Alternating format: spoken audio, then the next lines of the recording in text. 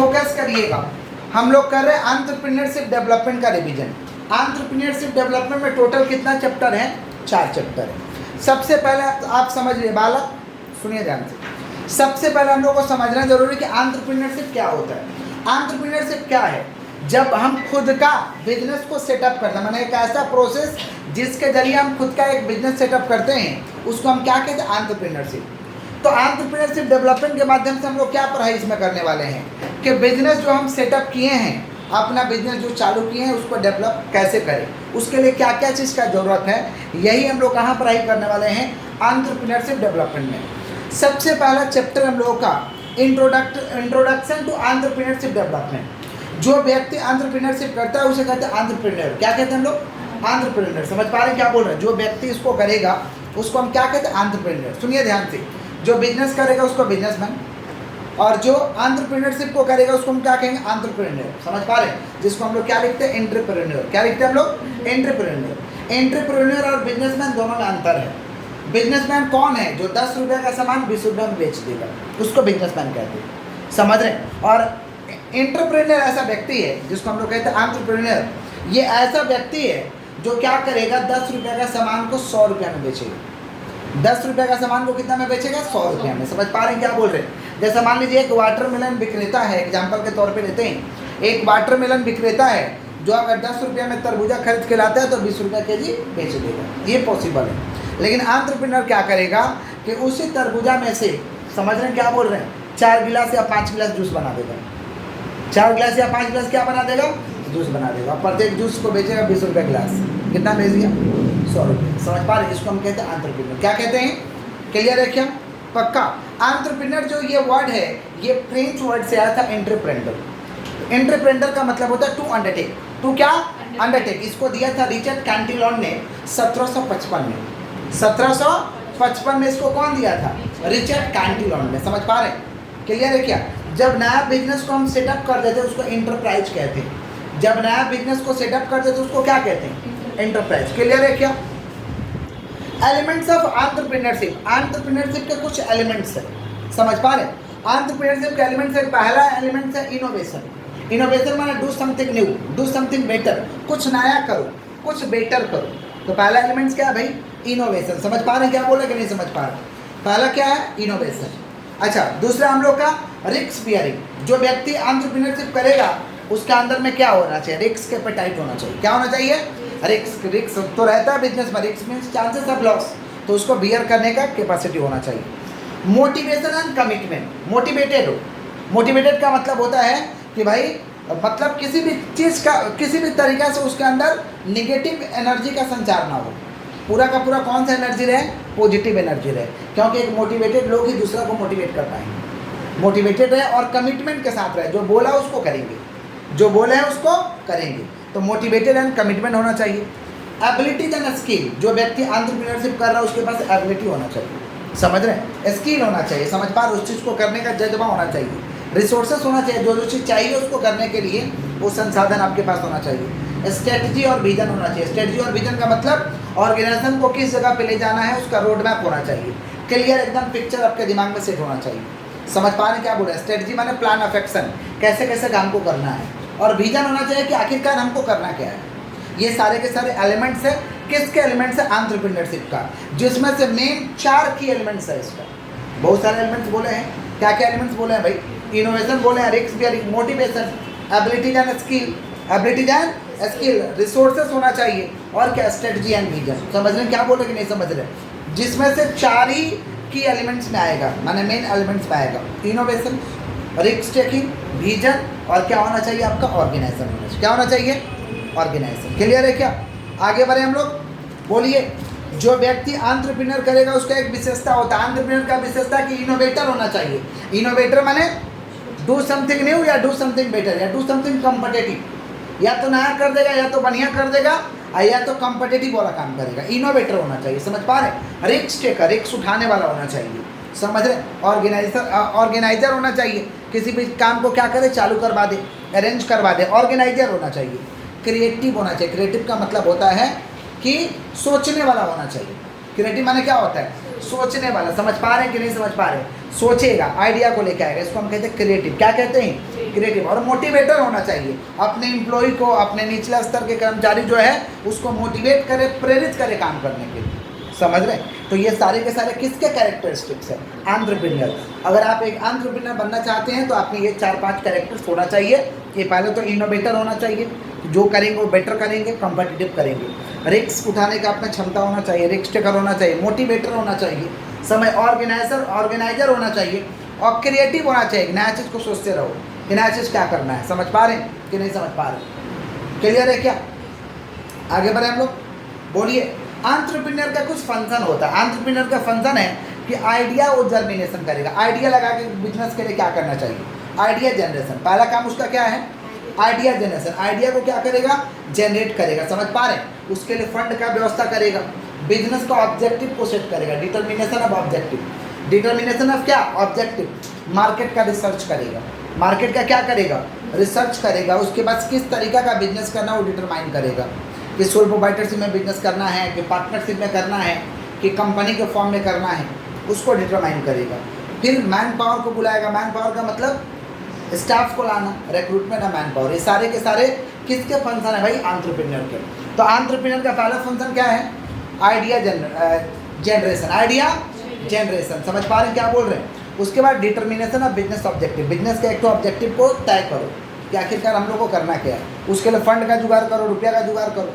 समझ रहे हैं क्या बोल रहे हैं कि नहीं समझ रहे? फिर मशीन वगैरह, मटेरियल वगैरह लेके आओ, वैसा लोगों को लेके आओ, मार्केट को रिसर्च करिए। मार्केट को क्या करिए?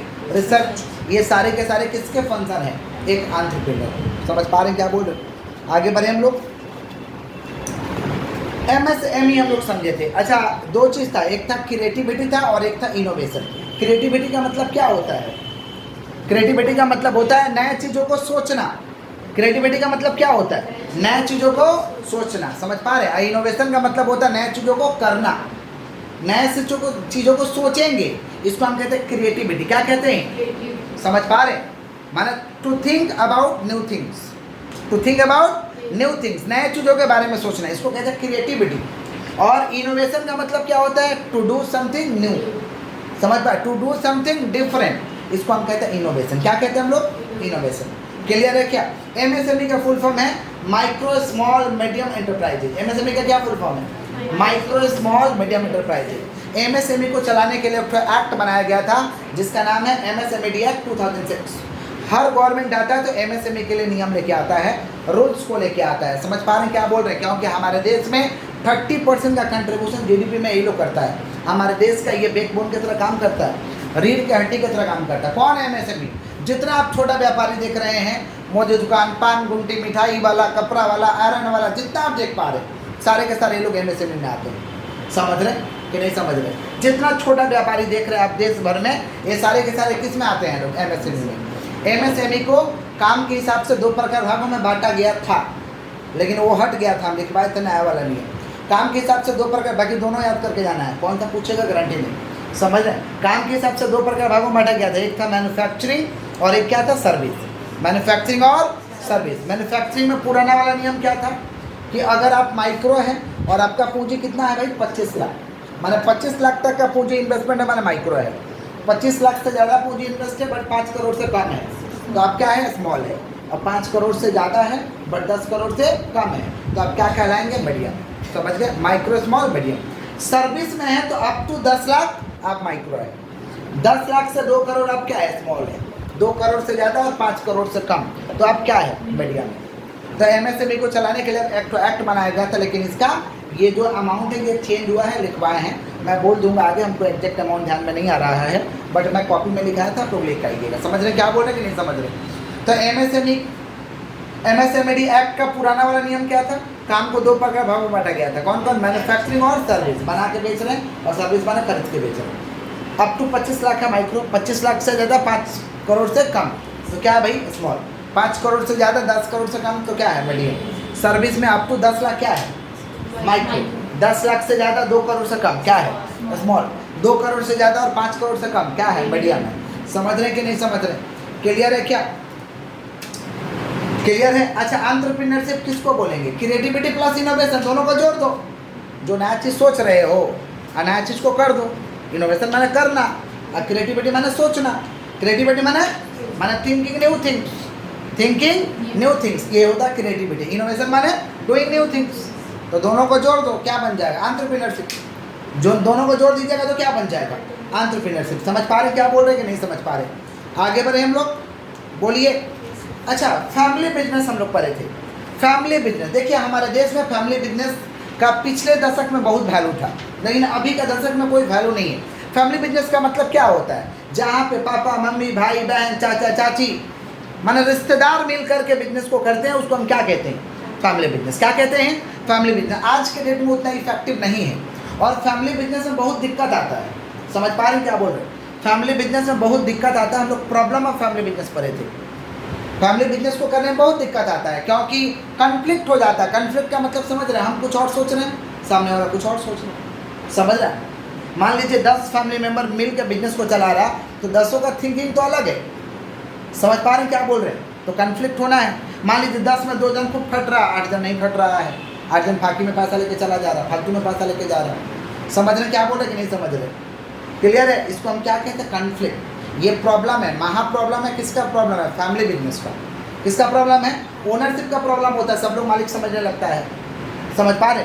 अच्छा प्लानिंग नहीं होता है लोगों के पास, साउंड प्लानिंग नहीं होता है। लैक ऑफ मैनेजरियल पर्सोनल, कोई बढ़िया टैलेंटेड लोगों के पास मैन पावर नहीं होता है। समझ रहे क्या बोल रहे? ये सारे के सारे प्रॉब्लम है। किसके प्रॉब्लम है? Family business. किसके प्रॉब्लम? फैमिली बिजनेस का रोल भी था कि हमारे देश में जीडीपी में कंट्रीब्यूशन देता है, एम्प्लॉयमेंट जनरेशन में भाग लेता है। ये सब फैमिली बिजनेस का क्या था? रोल था। समझ रहे? अच्छा, फैमिली बिजनेस में प्रॉब्लम होगा कि नहीं? एक ही परिवार के 10 लोग बिजनेस को चला रहे हैं। अगर 10 लोग अच्छे हैं तो बहुत बढ़िया चलेगा बिजनेस, कोई दिक्कत नहीं है, किसी तरीके का समस्या नहीं आएगा। मान लीजिए फैमिली 10 लोग हैं, अब एक तरीके से सोच रहे हैं, बिजनेस के लिए सोच रहे हैं, बिजनेस के लिए कंट्रीब्यूट कर रहे हैं, तो बहुत बढ़िया बात है, कोई दिक्कत नहीं है। लेकिन 10 तरीका का सोच रखता है तो क्या बिजनेस चलेगा? नहीं चलेगा। समझ रहे क्या बोल रहे हैं? मान लीजिए बड़ा भाई है, उसको हेड बना दिए हैं, और बड़ा भाई बिजनेस के बारे में सोचता ही नहीं है।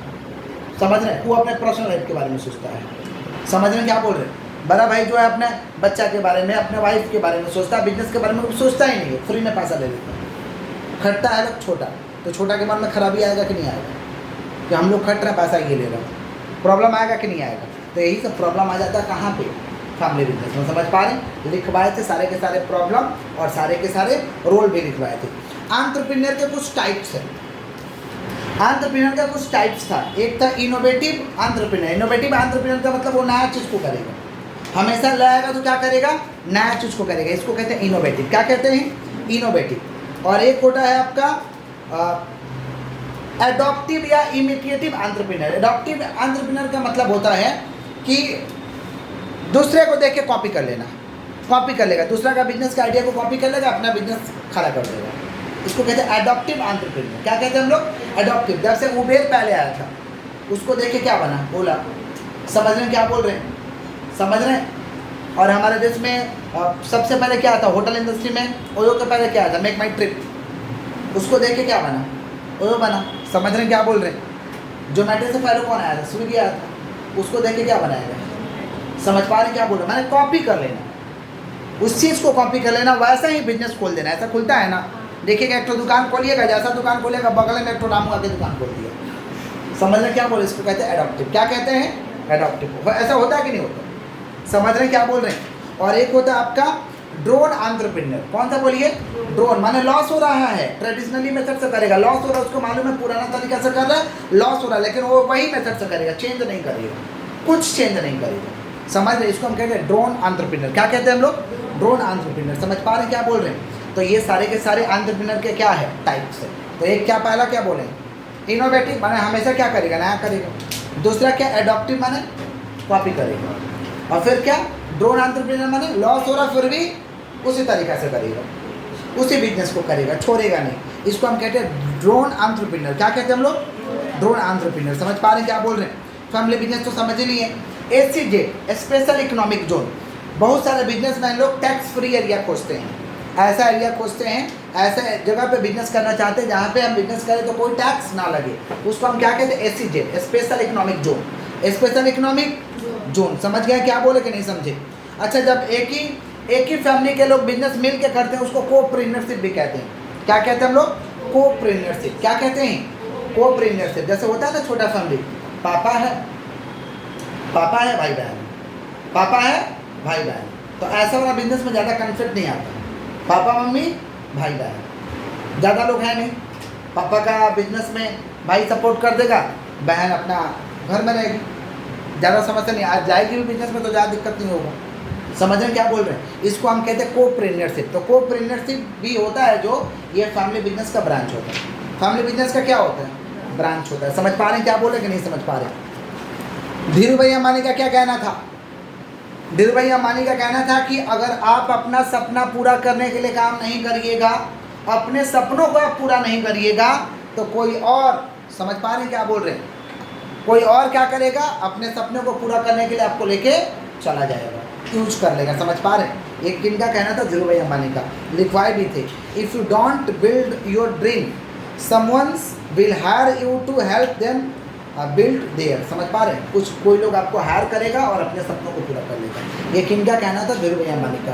20वीं सेंचुरी का सबसे समझ पा रहे एंटरप्रेन्योर किसका नाम हम लोग बताए थे भाई? 20वीं सेंचुरी में, समझ रहे हैं क्या बोल रहे हैं? एंटरप्रेन्योर का एक तो नाम भी लिखवाए थे। कौन थे? मुकेश अंबानी। आइए आगे बढ़ते हैं। ये सारे के सारे कौन सा हम लोग का चैप्टर 1 है। अब हम लोग आते हैं आपका कौन सा भाई? चैप्टर 2 में। अच्छे से सुनिएगा। चैप्टर 2 है public and private system of stimulation. Chapter 2 क्या है? Public and private system of stimulation. सबसे पहले समझिए, पब्लिक सेक्टर माने क्या? जहाँ पे सरकार का कंट्रीब्यूशन 40% का रहेगा। प्राइवेट सेक्टर माने जहाँ पे हम लोग जैसा इंसान काम करेगा, प्राइवेट कोई इंसान काम करेगा। समझ पा रहे क्या बोल? उसे क्या कहते हैं? Private sector. और जहाँ पे गवर्नमेंट का कंट्रीब्यूशन 40% का रहेगा उसे क्या कहते हैं? Public sector. समझ पा रहे? अब एस्टिमुलेशन का मतलब क्या होता है? एस्टिमुलेशन का मतलब होता है वो सारा चीज़ जो हमें क्या करता है? बिजनेस को करने के लिए मोटिवेट करके रखता है। समझ पा रहे? वो सारे चीज़, सारे फैक्टर जो हमको बिजनेस को करने के लिए क्या करके रखता है भाई? मोटिवेट। इसको हम कहते हैं एस्टिमुलेशन। क्या कहते हैं? एस्टिमुलेशन। समझ पा रहे हैं क्या बोल रहे हैं? क्लियर है क्या? एस्टिमुलेशन का मतलब वो सारे चीज़, सारे फैक्टर जो हमको बिजनेस को करने के लिए क्या करता है? मोटिवेट करता है। इसको हम क्या कहते हैं? एस्टिमुलेशन। एस्टिमुलेशन 2 तरीका का है, public system stimulation, private system एस्टिमुलेशन। जहाँ पे गवर्नमेंट आपको सपोर्ट करेगा, समझ पा रहे? गवर्नमेंट सपोर्ट करेगा काम करने के लिए, गवर्नमेंट की तरफ से मोटिवेशन होगा, उसको कहते हैं पब्लिक सिस्टम एस्टिमुलेशन। क्या कहते हैं हम लोग? Public system stimulation. और प्राइवेट सिस्टम एस्टिमुलेशन का मतलब होता है हम लोग सेल्फ मोटिवेटेड रहेंगे। समझ रहे? इसको हम क्या कहेंगे? Private system stimulation. Private system, समझ पा रहे? स्टार्टअप इंडिया में कौन आएगा? स्टार्टअप इंडिया को कौन लॉन्च किया था? मोदी जी लॉन्च किए थे। स्टार्टअप इंडिया का भरव्याज ही था कि देश का कोई ऐसा कोना नहीं हो जहाँ पे स्टार्टअप का शुरुआत नहीं हुआ हो। समझ पा रहे? और इसका नारा भी था घर घर स्टार्टअप, हर जगह स्टार्टअप। कौन लेके आया था भाई? नरेंद्र मोदी। कब लेके आए थे? 2015 में। 2000 स्टार्टअप का डेफिनेशन भी दिया गया। स्टार्टअप का डेफिनेशन कौन दिया था? DIPP। स्टार्टअप का डेफिनेशन को कौन दिया था? क्या था DIPP का फुल फॉर्म? लास्ट चैप्टर में समझेंगे। सुनिए, स्टार्टअप का डेफिनेशन क्या था? कि ऐसा बिजनेस एंटिटी जो क्या है? रजिस्टर्ड हो। अब वो पार्टनरशिप के फॉर्म में रजिस्टर हो सकता है, सोल प्रोप्राइटरशिप के फॉर्म में रजिस्टर हो सकता है, प्राइवेट लिमिटेड कंपनी के फॉर्म में रजिस्टर हो सकता है। समझ रहे क्या बोल रहे हैं? पार्टनरशिप के फॉर्म में रजिस्टर हो सकता है। समझ पा रहे हैं? मैंने ऐसा बिजनेस एंटिटी जो इंडिया में रजिस्टर्ड हो, चाहे वो सोल प्रोप्राइटरशिप हो माने मोदी दुकान हो, चाहे पार्टनरशिप हो, चाहे आपका क्या हो, समझ रहे हैं क्या बोल रहे हैं? LLP हो, चाहे प्राइवेट कंपनी हो, उसका रजिस्टर्ड हुए 5 साल नहीं हुआ हो और टर्नओवर उसका 25 करोड़ से ज़्यादा नहीं हुआ हो, ऐसे बिजनेस को हम क्या कहेंगे? स्टार्टअप। क्या कहेंगे हम लोग? स्टार्टअप। समझ रहे हैं क्या बोल रहे हैं कि नहीं समझ रहे? सस्टेनेबिलिटी का मतलब क्या होता है? सस्टेनेबिलिटी बोलो, क्या बोले हैं? सस्टेनेबिलिटी का मतलब होता है, सस्टेनेबिलिटी का मतलब होता है कि भाई ऐसे तरीक़ा से बिजनेस करो कि लॉन्ग टर्म के लिए आप टिक पाओ, लंबे समय के लिए बिजनेस कर पाओ। समझ पा रहे? मतलब एबिलिटी और capacity of something to be maintain. आपके अंदर एबिलिटी होना चाहिए, कैपेसिटी होना चाहिए कि जो आप काम कर रहे हैं उसको लॉन्ग टर्म तक मेंटेन करें, लॉन्ग टर्म तक चलाएं। इसको हम क्या कहते हैं? सस्टेनेबिलिटी। क्या कहते हैं हम लोग? समझ पा रहे क्या बोले कि नहीं समझ पा रहे? क्योंकि भाई रिसोर्सेज कम है, ह्यूमन पॉपुलेशन बढ़ रहा है, कंपटीशन बढ़ रहा है, तो आप में कैपेबिलिटी तो होना ही चाहिए, एबिलिटी तो होना ही चाहिए कि जो आप काम कर रहे हैं उसको लंबे समय तक क्या करें, चलाएं। इसको हम क्या कहते हैं, सस्टेनेबिलिटी। क्या कहते हैं हम लोग, आगे बढ़े हम लोग। फाइनेंस, देखिए किसी भी बिजनेस को करने के लिए क्या चाहिए, फाइनेंस चाहिए। किसी बिजनेस को करने के लिए क्या चाहिए, फाइनेंस चाहिए, क्योंकि finance is a life blood of A business. Business को करने के लिए फाइनेंस चाहिए, अगर फाइनेंस नहीं रहेगा तो बिजनेस नहीं हो पाएगा। समझ पा रहे हैं क्या बोल रहे हैं। अब फाइनेंस को लेने से पहले, फाइनेंस का जुगाड़ करने से पहले आपको समझना पड़ेगा कि लंबे समय के लिए फाइनेंस चाहिए कि शॉर्ट टर्म के लिए चाहिए कि मीडियम टर्म के लिए चाहिए। लंबे समय यानी 5 साल से ज़्यादा के लिए पैसा चाहिए, मीडियम टर्म यानी 1 साल से ज़्यादा के लिए पैसा और 5 साल से कम के लिए पैसा। इसको हम क्या कहते हैं, मीडियम टर्म। और शॉर्ट टर्म का मतलब 1 साल के लिए हमें पैसा चाहिए। शॉर्ट टर्म का मतलब कितना साल के लिए पैसा चाहिए, 1 साल। ये आप पता करिए और पता करिए कि आपको आखिरकार कितना पैसा चाहिए। आखिरकार आपको पैसा चाहिए तो कितना पैसा चाहिए। अब पैसा अगर हम लेना चाहें तो कहाँ से ले सकते हैं। देखिए पैसा लेना चाहेंगे तो हमारे देश में बहुत सारा इंस्टीट्यूशन बनाया गया। आप बैंक से ले सकते हैं। पैसा लेने का बात आएगा, लोन लेने का बात आएगा तो सबसे पहले आप लोग का दिमाग में क्या हिट करता है, बैंक। बैंक से पैसा ले सकते हैं। बहुत सारा ऐसा क्या है भाई, प्राइवेट इंस्टीट्यूशन है जो आपको लोन प्रोवाइड करता है। प्राइवेट इंस्टीट्यूशन से लोन ले सकते हैं, समझ रहे। सेमी फॉर्मल ऑर्गेनाइजेशन से ले सकते हैं। सेमी फॉर्मल माने कुछ रूल से चलता है, कुछ बिना रूल से चलता है। इनफॉर्मल ऑर्गेनाइजेशन से रुपया ले सकते हैं। इनफॉर्मल ऑर्गेनाइजेशन में कौन आएगा, आपके समाज में जो लोग पैसा देते हैं। हर समाज में कुछ लोग ब्याज पे पैसा देते हैं। इसको हम क्या कहते हैं, इनफॉर्मल ऑर्गेनाइजेशन। क्या कहते हैं, या तो कंपनी का शेयर बेच दो, या तो कंपनी का क्या बेच दो, इक्विटी शेयर बेच दो। समझ रहे क्या बोलो। ये सब पैसा को लेने का क्या है, स्रोत है, सोर्सेस है। यहाँ से आप पैसा ले सकते हैं। समझ रहे क्या बोल रहे हैं। अगर पैसा लेना होगा तो पैसा का जुगाड़ कहाँ से होगा। पैसा अगर हमको लेना होगा तो पैसा का जुगाड़ कहाँ से होगा। देखिए शुरुआती बिजनेस में कोई आपको पैसा देता नहीं है।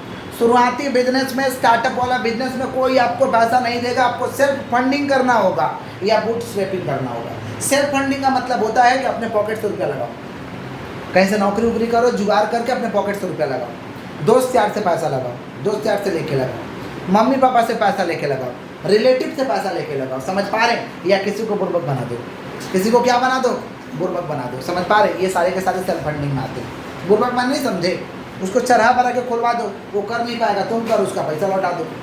फ्रॉड नहीं, पैसा लौटा दो। जिसका पैसा नहीं उसका पैसा लौटा दो। उसको हम क्या कहते हैं, क्योंकि फ्रॉड लोग का बिजनेस फ्रॉड में ही चला जाता है। समझ पा रहे। फ्रॉड लोग का कोई रास्ता नहीं, उसका तो दिमाग शुरू से इंटेंशन है फ्रॉड। आज कल इसके साथ फ्रॉड किया, कल कस्टमर के साथ करेगा, कल उसके साथ करेगा।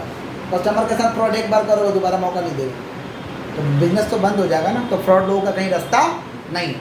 हाँ नहीं है पैसा तो क्या करे, किसी को लेके आओ, साथ में रखो, खुलवाओ उसके पास पैसा है तो। अगर करेगा तो साथ में रखो, उसको हटाओ भी मत। क्या है, उसी में से कमा के फिर से एक नया खोल लेंगे, उसको छोड़ देंगे पूरा। अगर वो नहीं चला पाएगा, वो हमको सरेंडर करेगा तो हम ले लेंगे, उसका पैसा दे देंगे। इसको हम कहते हैं बूट स्ट्रैपिंग। क्या कहते हैं हम लोग। तो सेल्फ फंडिंग, शुरुआत में पैसा आपको खुद से लगाना होगा। समझ रहे। एंजल इन्वेस्टर, कुछ लोग ऐसे लोग होते हैं हमारे समाज में जिनके पास बहुत पैसा रहता है, वो आपके बिजनेस में पैसा को लगा देते हैं। इसको हम कहते हैं एंजल इन्वेस्टर। क्या कहते हैं, बोलते हैं ना कि हम आपके बिजनेस में 2 लाख इन्वेस्ट कर रहे हैं, 5 लाख इन्वेस्ट कर रहे हैं। जिनके पास बहुत पैसा है, समझ पा रहे हैं क्या बोल रहे हैं, जो दूसरे के बिजनेस में क्या करते हैं, पैसा को लगा देते हैं। इसको कहते हैं एंजल इन्वेस्टर। आप एंजल इन्वेस्टर से भी पैसा ले सकते हैं। और एंजल इन्वेस्टर भी स्टार्टअप बिजनेस में पैसा देता है। स्टार्टअप माने जो स्टार्ट हो गया है, जो स्टार्ट हो गया है उसमें लोग पैसा देता है। कौन है एंजल इन्वेस्टर। समाज का कोई भी व्यक्ति हो सकता है जिसके पास पैसा है, सरप्लस पैसा रखा हुआ है, तो क्या करेगा, आपका बिजनेस आइडिया अच्छा लगेगा, बिजनेस बढ़िया लगेगा तो आपके बिजनेस में क्या करेगा, पैसा डाल देगा। इसको कहते हैं एंजल इन्वेस्टर। क्या कहते हैं हम लोग, वेंचर कैपिटल। ये बहुत चालाक लोग होता है। ये लोग रिस्क की जगह में पैसा तो लगाता है, लेकिन उस जगह में पैसा लगाएगा जहाँ पे ग्रोथ का चांसेस ज़्यादा है, कमाई का चांसेस ज़्यादा है। रिस्क तो होता है लोग का पूंजी, लेकिन उसी जगह में पैसा लगाएगा जहाँ पे पैसा ज़्यादा रिटर्न मिलेगा, ज़्यादा कमाई होगा। इसको हम कहते हैं वेंचर कैपिटल। क्या कहते हैं हम लोग, वेंचर कैपिटलिस्ट। समझ पा रहे हैं क्या बोल रहे हैं कि नहीं समझ पा रहे हैं। आगे बढ़े हम लोग। बैंक लोन, आप बैंक से लोन ले सकते हैं, बैंक से लोन ले सकते हैं। समझ पा रहे हैं। Seeking fund from business incubator और एक्सीलरेटर। देखो 2 वर्ड है, बिजनेस इनक्यूबेटर और एक्सीलरेटर। बिजनेस इनक्यूबेटर और एक्सीलरेटर। बिजनेस इनक्यूबेटर कौन है और एक्सीलरेटर कौन है। समाज का ऐसा व्यक्ति जो आपको बिजनेस को चालू करने में हर तरीक़े से मदद किया है। पैसा से मदद किया, आइडिया से मदद किया है, बुद्धि से मदद किया है। समझ पा रहे, हर तरीका का आपको सपोर्ट देकर के आपके बिजनेस को चालू करवा दिया है। ऐसे लोग हम कहते हैं बिजनेस इनक्यूबेटर। क्या कहते हैं, सुनते हैं ना, लोगों के मुंह से सुनते हैं ना कि मेरे बिजनेस को चालू करने में सबसे बड़ा हाथ इनका है, ये नहीं रहते तो हमारा काम चालू नहीं होता, ये नहीं रहते तो हमारा बिजनेस चल नहीं पाता। समझ पा रहे हैं? तो ऐसे लोगों को हम क्या कहते हैं? Business incubator. बोलो क्या बोले हैं? Business incubator. समझ में आ रहा कि नहीं आ रहा है? कौन है बिजनेस इनक्यूबेटर? समाज का ऐसा व्यक्ति जो हर संभव हमको मदद किया, शरीर से भी मदद किया, जगह से भी मदद किया है, बुद्धि से भी मदद किया, पैसा से भी मदद किया। इसको हम क्या कहते हैं? Business incubator. जिसको हम लोग पढ़ेंगे इनक्यूबेटर। क्या पढ़ेंगे हम लोग? इनक्यूबेटर। समझ पा रहे हैं क्या बोले कि नहीं समझ पा रहे? आगे बढ़े हम लोग। वेंचर कैपिटलिस्ट कौन सी जगह में पैसा लगाएगा? जहाँ ग्रोथ ज़्यादा है, जहाँ पर ग्रोथ। एंजल इन्वेस्टर कौन है? जिसके पास ज़्यादा पैसा है, आपका बिजनेस का आइडिया अच्छा लगेगा, आपके बिजनेस में रुपया लगा देगा। बैंक से हम लोग लोन ले सकते हैं, working capital loan. Bank loan देता है, सीसी लोन। बैंक बहुत कागजात मांगेगा, बैंक लोन देगा तो बहुत सारे डॉक्यूमेंट मांगेगा। और भी तरीका है पैसा लेने का। प्रोडक्ट पहले ही बेच दो, बनने से पहले ही बेच दो। Advance from customer, advance from customer से एडवांस ले लो। ये सारे के सारे तरीका है फंड को रेज करने का। समझ गए क्या बोले? प्राइवेट इक्विटी क्या होता है? प्राइवेट इक्विटी का मतलब होता है, प्राइवेट इक्विटी का मतलब होता है कि प्राइवेट इक्विटी क्या करता है कि ऐसा कंपनी में रुपया लगाएगा जो लिस्टेड नहीं है, मतलब जिसका नाम स्टॉक मार्केट में नहीं लिखा है, उसके कंपनी में रुपया लगाएगा। या तो प्राइवेट कंपनी में रुपया लगाएगा, या तो public company unlisted public company में रुपया लगाएगा। समझ पा रहे? इसको हम कहते हैं प्राइवेट इक्विटी। क्या कहते हैं? जिसका नाम स्टॉक मार्केट में नहीं लिखा हुआ है, उस जगह में पैसा लगाएंगे, उसको हम क्या कहते हैं? Private equity. क्या कहते हैं हम लोग? Private equity. समझ पा रहे हैं क्या बोले कि नहीं समझ पा रहे? आगे बढ़े हम लोग। Industrial accommodation. इंडस्ट्री को देखो भाई, करने के लिए, बिजनेस को करने के लिए कुछ एकोमोडेशन चाहिए, उसका आपको ध्यान रखना होगा। समझ पा रहे हैं? जैसे आपका कहीं ये करने जा रहे हैं तो देख लीजिए एक्सपोर्ट प्रोसेसिंग जोन है कि नहीं, मतलब वहाँ से हम दूसरा जगह माल भेज सकते हैं कि नहीं। जैसे कोलकाता में अगर माल आप बनाते हैं, बिजनेस करते हैं तो एक्सपोर्ट कर पाइएगा, यहाँ पे पोर्ट वगैरह है। लेकिन बिहार में करिएगा तो ये सुविधा नहीं है, लैंडलॉक स्टेट है। समझ रहे हैं क्या बोल रहे हैं? तो आप जहाँ भी बिजनेस करने जा रहे हो देख लो वो सुविधा आपके पास है या नहीं। समझ रहे? एक्सपोर्ट प्रोसेसिंग जोन देख लो। कितना लोगों को टैक्स नहीं देना होता है तो उनको SEZ का स्टेटस चाहिए होता है। Special economic zone, special economic. समझ पा रहे हैं क्या बोल रहे हैं कि नहीं समझ पा रहे हैं?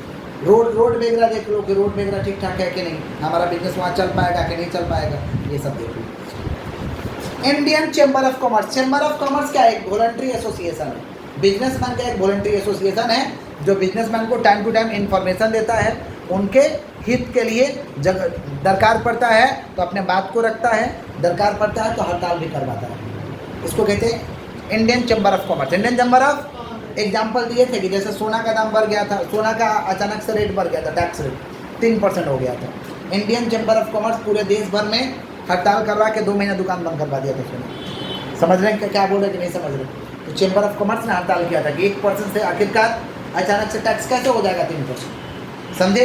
तो चैम्बर ऑफ कॉमर्स क्या है? बिजनेसमैन का एक वॉलंटरी एसोसिएशन है, समुदाय है, जहाँ पे बिजनेसमैन लोग जुड़ते हैं और बिजनेस का ऊपर कोई आँच आ जाता है तो उसके लिए इंटरेस्ट में ये लोग बोलता भी है, उसके हित का बचाव भी करता है, प्रोटेक्ट भी करता है। समझ पा रहे? इसे हम क्या कहते हैं? Indian chamber of commerce. समझ रहे क्या बोल रहे कि नहीं समझ रहे? Self help group. Self help group 10 से 20 लोगों का एक क्या होता है?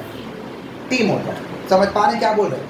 सेल्फ हेल्प ग्रुप 10 से 20 लोगों का टीम होता है, या तो मैन हो सकता है या तो वोमेन हो सकता है, या तो मैन हो सकता है या तो वोमेन हो सकती है, जो कि सेम फाइनेंशियल बैकग्राउंड के लोग रहते हैं। समझ पा रहे हैं क्या बोल रहे हैं? सेम फाइनेंशियल बैकग्राउंड के लोग होते हैं और ये लोग अपने मेंबर को क्या करते हैं? पैसा को एकत्रित करके मदद कर देते हैं। इसे हम क्या कहते हैं? Self help group. क्या कहते हैं हम लोग? कितना लोगों का टीम होता है भाई? 10 से 20 लोगों का। सेल्फ हेल्प ग्रुप कितना लोगों का टीम होता है? 10 से 20 लोगों का। समझ पा रहे हैं क्या बोल रहे हैं? या तो मैन हो सकता है या तो वोमेन हो सकती है। उस ग्रुप में या तो मैन या तो वोमेन, और ये लोग एक दूसरे का क्या करते हैं? भलाई करते हैं और टाइम टू टाइम ये लोग एक मीटिंग भी करते हैं। सेल्फ हेल्प ग्रुप का एग्जांपल भी दिए थे कि कमेटी चलता है एग्जांपल के तौर पे कि 20 लोग मिला के 5-5 हज़ार महीना में जमा किए तो कितना जमा होगा? 1 लाख। वो 1 लाख रुपया में से कुछ पैसा काट लिया जाएगा ब्याज के तौर पे, 5,000 या 10,000, मान लीजिए 10,000 काट लिया गया, और 90,000 उस 20 मेंबर में से किसी एक को दे दिया जाएगा। कोई एक बार ले लिया ना तो अब उसको पैसा नहीं मिलेगा, ऊपर से 1 महीने 5,000 जमा करेगा। समझ रहे क्या बोल रहे हैं? वो जमा करेगा, एक ही बार आप ले सकते हैं। समझे क्या बोले? आपको 19 जन को मिलेगा लेकिन आपको 20 महीने तक पैसे जमा करना होगा। तो एक तरीका का मदद हो गया ना। समाज में लोन लेने जाइएगा 90,000 रुपया 5% का ब्याज लगेगा। वहाँ ब्याज कितना लगा? 10,000। 1 लाख रुपया जमा करना है, 90,000 अपनी ब्याज कितना लगा? 10,000। 20 महीना में धीरे धीरे दीजिएगा, नहीं जिसका लीजिएगा उसका एक बार देना होगा। प्रत्येक महीने आपसे ब्याज चार्ज करेगा 4-4,500 का, तो 20 महीने का ब्याज समझ रहे क्या हो जाएगा। किसका बात करें? Self help group. किसका बात करें? जहाँ पे सेम फाइनेंशियल बैकग्राउंड के लोग रहते हैं, एक दूसरे का मदद करते हैं। इसको खोलने के लिए कम से कम कितने लोग चाहिए? 10 से 20 लोग चाहिए। समझ पा रहे हैं क्या बोल रहे हैं कि नहीं समझ पा रहे हैं? वेंचर कैपिटलिस्ट 3 तरीका का फंड देता है। सीड कैपिटल, शुरुआत में दे देगा पैसा। अर्ली स्टेज आएगा, कुछ दिन बिजनेस चला, वहाँ पैसा डाल देगा, या तो बिजनेस को बढ़ाने के लिए देगा। एक्सपेंशन स्टेज, 3 जगह पैसा दे सकता है। सीड कैपिटल मैंने बीज डालने के लिए, लो पैसा चालू करो, इसको कहते हैं सीड कैपिटल। क्या कहते हैं? अर्ली स्टेज, जब आपका शुरू में ही चला आएगा, नहीं तो बढ़ाने के समय में आएगा, इसको हम कहते हैं एक्सपेंशन स्टेज। प्राइवेट इक्विटी तो आगे ही समझा दिए हैं। क्लियर है? आगे बढ़े हम लोग, बोलिए। नेक्स्ट चैप्टर है sources of business idea, chapter 3। अच्छे से सुनिए, ये सोर्सेस ऑफ बिजनेस आइडिया क्या होता है। अच्छा, सोर्सेस ऑफ बिजनेस आइडिया को समझने से पहले हम लोग को समझना जरूरी है कि आखिरकार बिजनेस आइडिया क्या है। बिजनेस आइडिया एक ऐसा कंसेप्ट है जिसको यूज करके हम पैसा कमाने वाले हैं, पैसा बनाने वाले हैं, पैसा कमाने वाले हैं, पैसा बनाने वाले हैं। उसको हम क्या कहते हैं? Business idea. अब बिजनेस आइडिया का स्रोत कहाँ है? कहाँ से लेके आओगे बिजनेस आइडिया? बिजनेस आइडिया कहाँ से लेके आएंगे भाई? सर्वे करके लेके आएंगे, या किसी से हम आइडिया सुन के लेंगे। सर्वे करके लेके आएंगे, या एरिया में देखेंगे जो हो रहा, एरिया का स्टडी करेंगे, वही वाला काम करेंगे। देखते हैं ना लोग, देखा देखी भी कर लेते हैं। एरिया स्टडी कर लेंगे, समझ पा रहे हैं? या तो सर्वे करेंगे, या तो किसी से हम जानकारी ले लेंगे, समझ पा रहे हैं? पूछ लेंगे, समझ पा रहे हैं क्या बोलेंगे? नहीं समझ पा रहे? डिमांड को समझ जाएंगे कि इस प्रोडक्ट का बहुत डिमांड है, वाला बिजनेस करो। डिमांड फोरकास्टिंग से समझ सकते हैं। या ब्रेन स्टॉर्मिंग कर रहे हैं, ब्रेन स्टॉर्मिंग माने समझ रहे हैं, खुद सोच रहे हैं, या 4-5 लोग हैं उसके साथ डिस्कस कर रहे हैं किसी मुद्दे पे कि करने से अच्छा होगा कि नहीं होगा। ब्रेन स्टॉर्मिंग से लेके आ सकते हैं। सिंपल सा बुद्धि लगाओ ना, बिजनेस आपको करना होगा तो उसका आइडिया कहाँ से लेके आएंगे? पहले तो एरिया में जो हो रहा है वो देख के ला सकते हैं, या किसी प्रोडक्ट का डिमांड है उसके आधार पर आइडिया ला सकते हैं, या तो सर्वे कर सकते हैं क्या करें नहीं करें, या तो 2-4 लोगों के साथ आप गपशप कर सकते हैं उस मैटर पे, ब्रेन स्टॉर्मिंग कर सकते हैं, 2-4 लोगों के साथ डिस्कस कर सकते हैं। समझ रहे हैं क्या बोल रहे हैं कि नहीं समझ रहे हैं? समझ रहे हैं? या तो हॉबी को ही बिजनेस में कन्वर्ट कर देंगे। खाना बनाना अच्छा लगता है, चलो होटल खोल दो। खाना बनाना अच्छा लगता है, चलो क्या खोल दो? होटल खोल दो। समझ पा रहे हैं? हॉबी को ही क्या चीज़ में कन्वर्ट कर देंगे? बिजनेस में कन्वर्ट कर देंगे। समझ पा रहे हैं? या वेस्ट मटेरियल को इस्तेमाल कर लेंगे। वेस्ट मटेरियल समझते हैं? वैसे खराब सामान है उसी से कुछ बना देंगे। खराब सामान है, कुछ बुद्धि लग गया तो उसी से कुछ बना देंगे। या पुराने चीज़ों को नए तरीक़े से करने लगेंगे। पुराने चीज़ों को क्या करेंगे? नए तरीक़े से करने लगेंगे। समझ पा रहे हैं क्या बोल रहे हैं? कुछ नया कर देंगे उसमें। तो ये सारे के सारे सोर्सेस है बिजनेस आइडिया को लाने का। समझ पा रहे हैं? मान लीजिए अपने आप पे सोचिए ना आप लोग कि मान लीजिए आपको बिजनेस करना है तो आइडिया तो लाना होगा ना। तो एरिया में इधर देखेंगे कि ये बिजनेस चल रहा है, हम मेरे को खोल देते हैं। एरिया स्टडी करेंगे, सब सेक्टर स्टडी करेंगे, या तो सर्वे करेंगे, या तो ब्रेन स्टॉर्मिंग करेंगे, या तो हॉबी को ही कन्वर्ट कर देंगे। ये सारे के सारे सोर्सेज थे। बिजनेस आइडिया को सेलेक्ट करते समय कुछ बातों को ध्यान में रखना चाहिए। ध्यान में यही रखना है कि आप जो प्रोडक्ट ला रहे हैं उससे लोगों का प्रॉब्लम सॉल्व होना चाहिए, खूब कमाई हो। अगर ये चीज़ माने हम जो करने जा रहे हैं उससे लोगों का प्रॉब्लम सॉल्व हो, अगर प्रॉब्लम सॉल्व हो रहा है तो बहुत कमाई करेंगे। समझ रहे हैं क्या बोल रहे हैं? या तो आपके पास कोई टेक्निकल स्किल है, प्रोफेशनल स्किल है कि हम ये स्किल लगाएंगे तो हम कमा लेंगे। ये बात को ध्यान में रखना होगा। या तो आप किसी का प्रॉब्लम सॉल्व कर रहे हैं, या तो आपके अंदर क्या है, टेक्निकल स्किल है या प्रोफेशनल स्किल। या मान लीजिए ऐसा जगह पे आप रहते हैं वहाँ रॉ मटेरियल अवेलेबल है, कच्चा पदार्थ अवेलेबल है, उससे कुछ बना देंगे। यूज ऑफ क्या चीज़? Raw material. समझ पा रहे हैं क्या बोल रहे हैं? या ऐसा प्रोडक्ट लेके आ रहे हैं जिसका मार्केट में बहुत डिमांड है, मार्केट में लाते हैं हाथों हाथ बिक जाएगा। ऐसा प्रोडक्ट ला रहे हैं जिसका मार्केट में बहुत डिमांड है। समझ रहे हैं क्या बोल रहे हैं? तो ये सारी चीज़ों को ध्यान में रख के हमें बिजनेस करना चाहिए।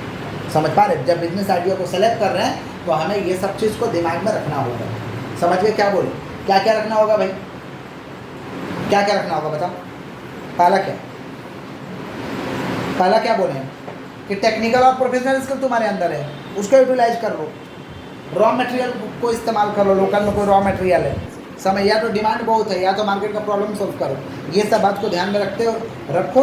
उसके बाद आइडिया को सेलेक्ट करो। बिजनेस आइडिया को सिलेक्शन करते समय देख लो कि कितना कमाई होगा, माने रिटर्न इन्वेस्टमेंट। हमारा जो ऑब्जेक्टिव है, जो हमारा उद्देश्य वो फुलफिल हो रहा है कि नहीं, हम उसके लिए सूटेबल है कि नहीं। समझ रहे हैं क्या बोल रहे हैं?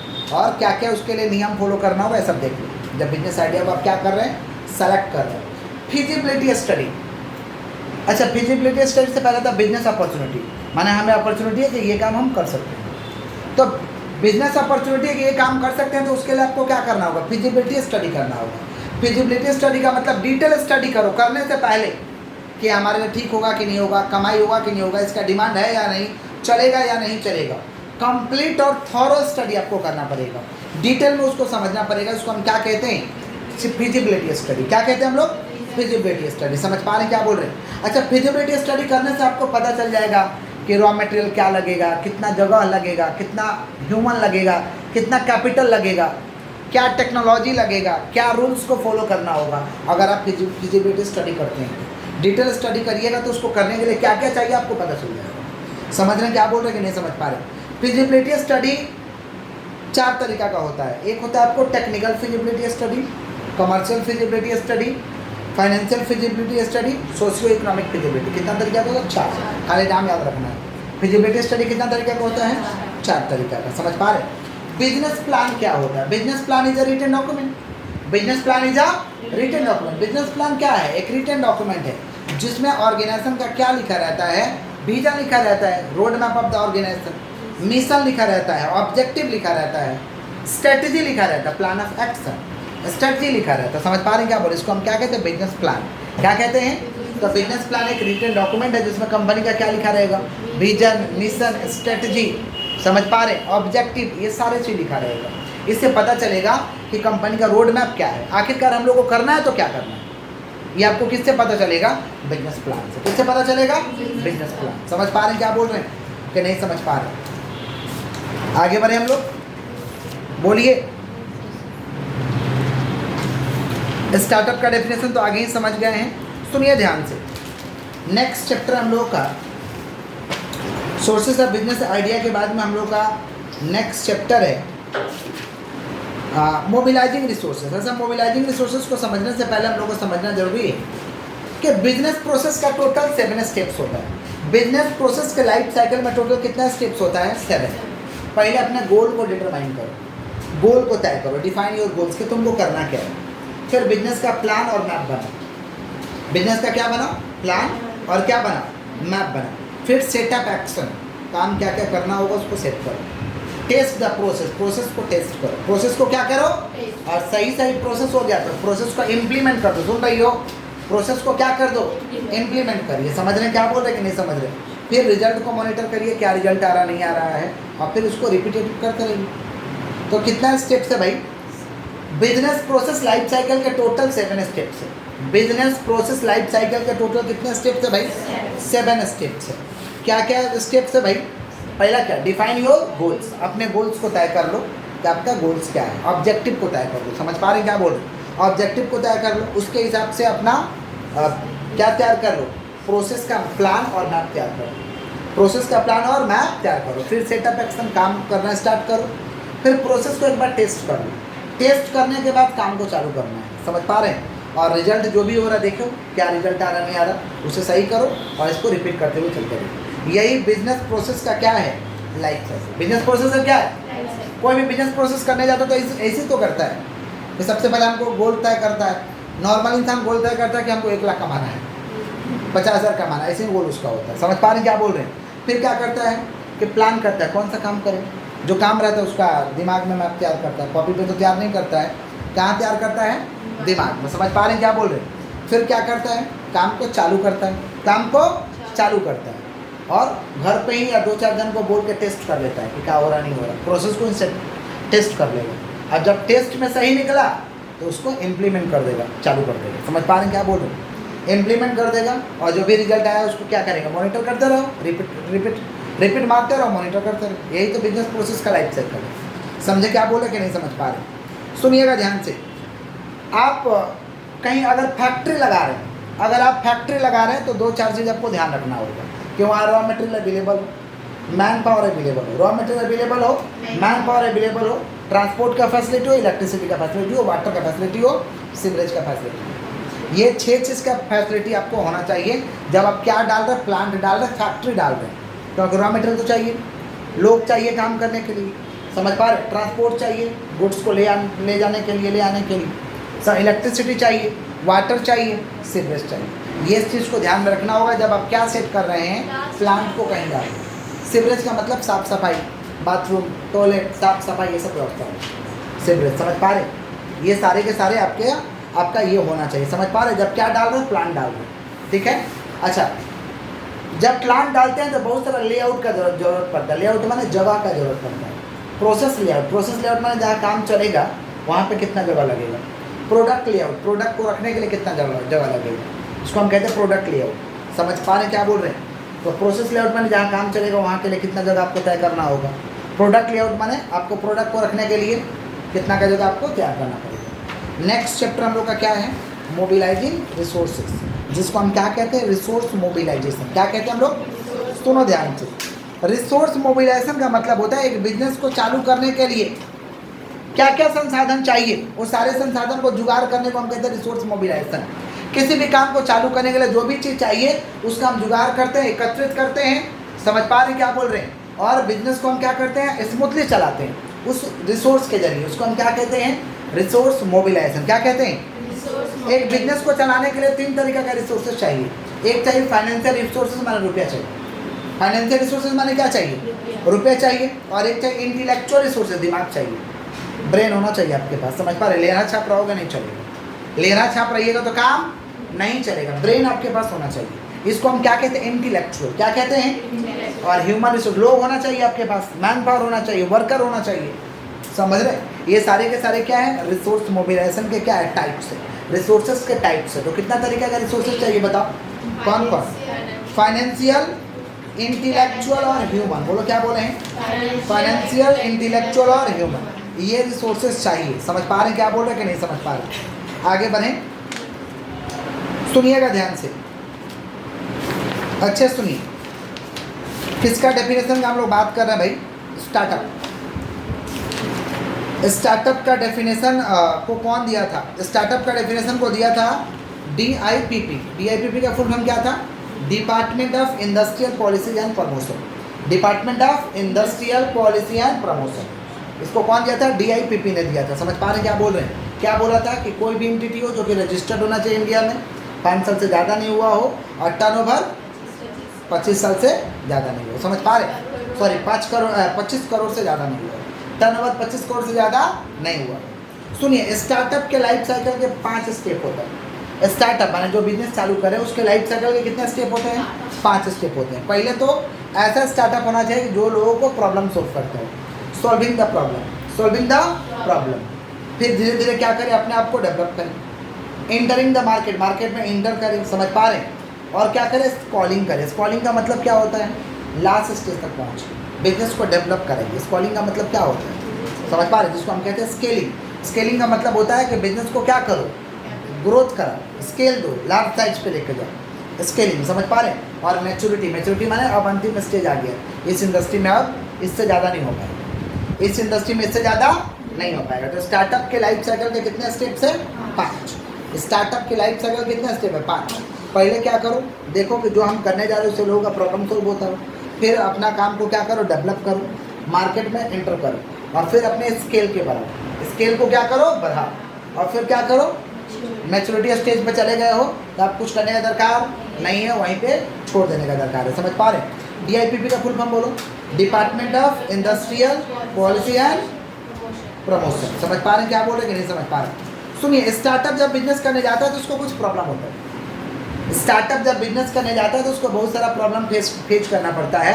एम्प्लॉय के लेकर प्रॉब्लम होता है, एम्प्लॉय को लेकर के प्रॉब्लम होता है, उसके रिक्रूटमेंट को लेकर, सिलेक्शन को लेकर के। समझ पा रहे हैं? उसको मैनेज करने को लेकर के।